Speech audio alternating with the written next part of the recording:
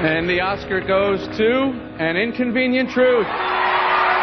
The global warming documentary featuring Vice President Al Gore has been seen by millions. People have proclaimed him a prophet, a cultural icon, a conquering hero.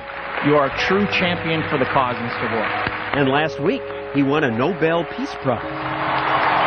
The Oscars were followed by other worldwide media events. You are Live Earth. With all this hoopla, it's no surprise that 86% of Americans say global warming is a serious problem. Global warming is now, by anybody's measure, a crisis. Few challenges facing America and the world are more urgent than combating climate change.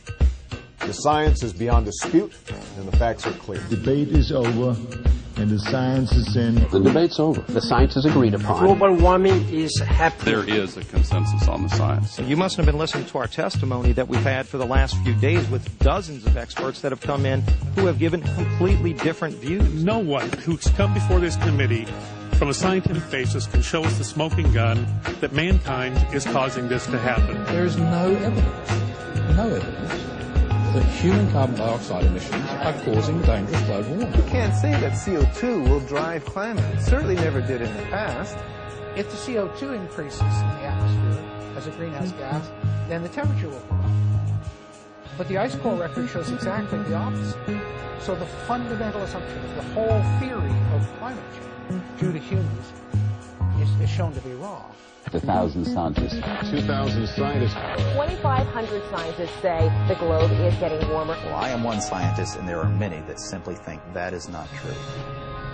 Man-made global warming is no ordinary scientific theory. It is supported by a powerful political body, the UN's Intergovernmental Panel on Climate Change, IPCC. And unfortunately, what they have done is they have preferred, at the UN's Climate Panel, to rely on computer models, which are in effect a form of guesswork. Which extrapolate the greenhouse effect from a glass jar in the laboratory to the atmosphere.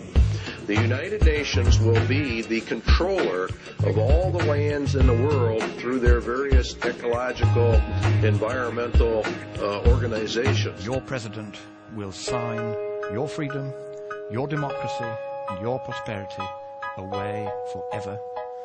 And neither you nor any subsequent government you may elect will have any power whatsoever to take it back again. That will start with a federal cap and trade system.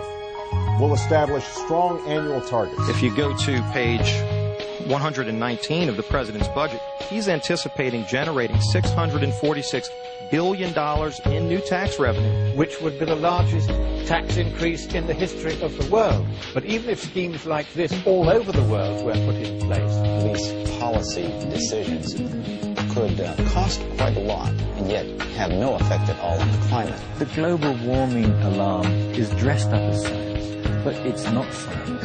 It's propaganda. There's no direct evidence which links 20th century global warming to anthropogenic greenhouse gases. We're just being told lies. That's what it comes down to. New allegations swirl in ClimateGate.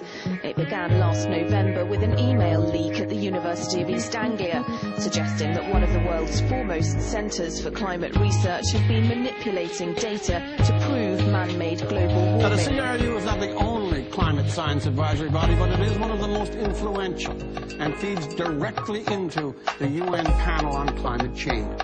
Now, it turns out data manipulation has been going on since at least 1990. Temperature data has been manipulated at U.S. government climate centers. The two key centers involved are the National Climate Data Center at Asheville, North Carolina, and the NASA Goddard Institute of Space Studies. And now, you won't know about this yet because it's been kept out of the public domain, the New Zealand National Climate Database, and I have the figures here, all fraudulent.